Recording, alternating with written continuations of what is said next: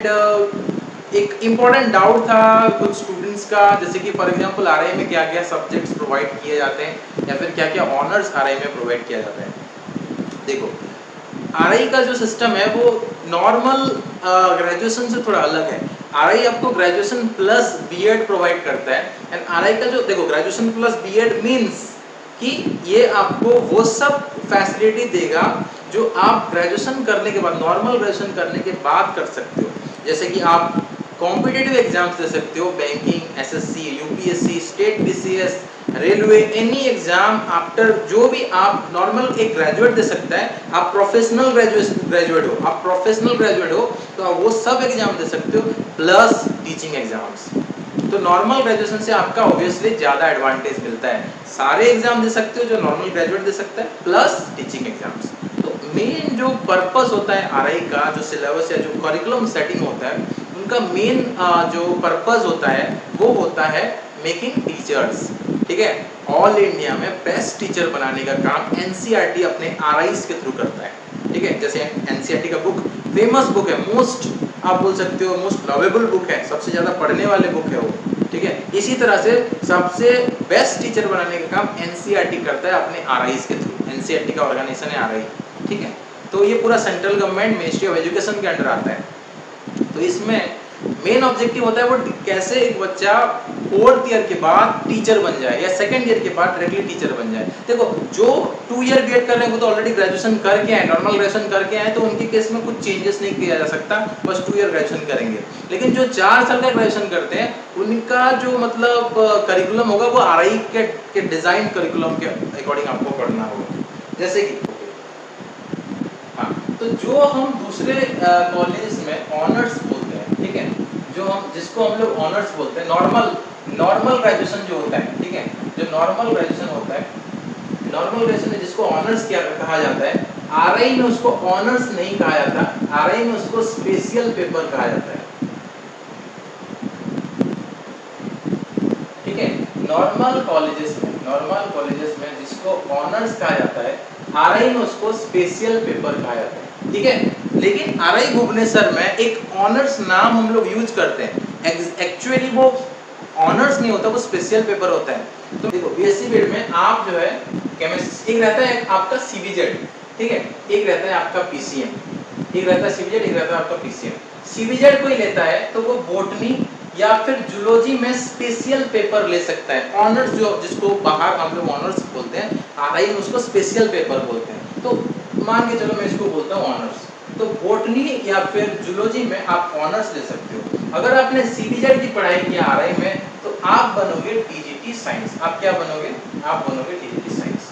ठीक है, आप टीजीटी साइंस बनोगे। अगर आपने पीसीएम का पढ़ाई किया तो आप फिजिक्स ऑनर्स, केमिस्ट्री ऑनर्स या फिर मैथ, ये तीनों ऑनर्स ले सकते हो। और अगर आप आरआई के बाद जॉब करना चाहते हो, तुरंत आरआई के बाद जॉब करना चाहते हो, तो आप क्या बन सकते हो? TGT maths. लेकिन अब यहाँ ना रुक के आगे बढ़ना चाहते हो तो सीबीजेड के केस में आप बॉटनी या फिर जूलॉजी में पीजी कर सकते हो और उसके बाद आप बन जाओगे पीजीटी बायोलॉजी। क्या बनोगे? PGT biology. इस केस में ये और ज्यादा बेनिफिशियल है, पीसीएम और ज्यादा बेनिफिशियल है। कैसे? अगर आप पीसीएम लेते हो आरआई में, ठीक है, और आगे जाके आप फिजिक्स में पीजी करते हो, ठीक है, आप यहाँ पे स्पेशल पेपर या ऑनर्स या फिर कुछ भी, मतलब अगर आपका स्पेशल पेपर आरआई में फॉर एग्जांपल आपने स्पेशल पेपर या ऑनर्स फिजिक्स लिया तो आप केमिस्ट्री में भी पीजी कर सकते हो, मैथ्स में भी पीजी कर सकते हो। ये आरआई का बेनिफिट है। ठीक है, बहुत लोगों को ये चीज नहीं पता है। ठीक है, तो अगर आप फिजिक्स में पीजी करते हो तो पीजीटी फिजिक्स बनोगे। ठीक है, अगर आप केमिस्ट्री में पीजी करते हो तो पीजीटी केमिस्ट्री बनोगे, या मैथ में पीजी करते हो तो पीजीटी मैथ बनोगे। ठीक है, ये तीनों बन सकते हो। अगर आप आरआई में फिजिक्स लिए थे स्पेशल पेपर, लेकिन पीजी केमिस्ट्री में करना चाहते हो तो पॉसिबल है, मैथ्स में करना चाहते हो तो पॉसिबल है। ये आरआई का बेनिफिट है। ठीक है, आरआई में पढ़ने के बाद आप जो है मल्टीपल टीचर के लिए अप्लाई कर सकते हो। This is the best benefit of RI, जो कि आपको दूसरे कॉलेजेस में नहीं मिलता ऑप्शन। दूसरे कहीं पे नॉर्मल ग्रेजुएशन करके बीएड करोगे तो नहीं मिलता। तो जो 2 ईयर बीएड कर चुके हैं, घबराने वाली कोई बात नहीं है। आपके सब्जेक्ट के अकॉर्डिंग आपको आगे बढ़ना है। अगर आपका स्कूल सब्जेक्ट नहीं है तो पीजी कर लेना, एक मतलब बीएड के बाद पीजी कर लेना है या फिर डिस्टेंस में पीजी कर लेना है। दोनों कर सकते हो, डिस्टेंस में पीजी कर लो, बीएड भी कर लो, बेस्ट है। किसी का ऐसा अगर स्कूल सब्जेक्ट नहीं है तो मुझे बोल सकते हो, फिजिक्स केमिस्ट्री मैथ्स सीबीजेड या पीसीएम अगर है तो आप आराम से, साइंस वाले मतलब पीसीएम सीबीजेड में से कॉम्बिनेशन दोनों में से कोई है, बेस्ट है, आराम से टीचर बन सकते हो, टीजीटी बन सकते हो, ठीक है। और आर्ट्स वाले अगर आपका हिस्ट्री या फिर ज्योग्राफी में कोई एक सब्जेक्ट है आपका, ठीक है, main subject, at least history geography में कोई एक सब्जेक्ट है तो टीचर आप डेफिनेटली टीजीटी टीचर बन सकते हो। अगर आपने combination economics and political science का लिया हुआ है तो आपको पीजी करना पड़ेगा, PGT economics and PGT political science बनने के लिए।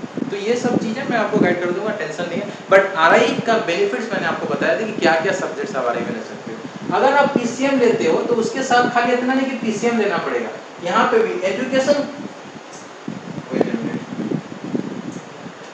तो इसमें एजुकेशन कंपलसरी है, ठीक है। एजुकेशन सब्जेक्ट जो है कंपलसरी है, सीबीजेड के केस में भी कंपलसरी है और पीसीएम के केस में भी एजुकेशन जो है कंपलसरी है, ठीक है। अगर आप आरआई में पढ़ते हो तो एजुकेशन आपका कंपलसरी है और यहाँ पे लैंग्वेज लेना नहीं पड़ता है, इनके केस में लैंग्वेज लेना नहीं पड़ता है। और यहाँ पे आप कोई ऐसे मतलब एक एमआईएल का एक मतलब होता है, एमआईएल सब्जेक्ट रहता है लेकिन वो बहुत कम दिन का रहता है, ठीक है, एक सेमेस्टर का रहता है। तो आपको बस अपने साइंस का सब्जेक्ट में विद एजुकेशन तो आपको करना है, bachelor in science and bachelor in education है तो साइंस भी आपको पढ़ना है, एजुकेशन भी आपको पढ़ना है, दोनों करना है, ठीक है। तो इसीलिए उसमें भी बहुत बेनिफिट है। लैंग्वेज साइंस के केस में लैंग्वेज आपको लेना नहीं पड़ता, ठीक है। बीएससी पेड में आपको कोई लैंग्वेज सब्जेक्ट लेना नहीं है, ठीक है निशा कुमारी, बीएससी पेड में आपको लैंग्वेज सब्जेक्ट लेने का जरूरत नहीं, आप साइंस पढ़ के आराम से जो है अपना काम कर सकते हो।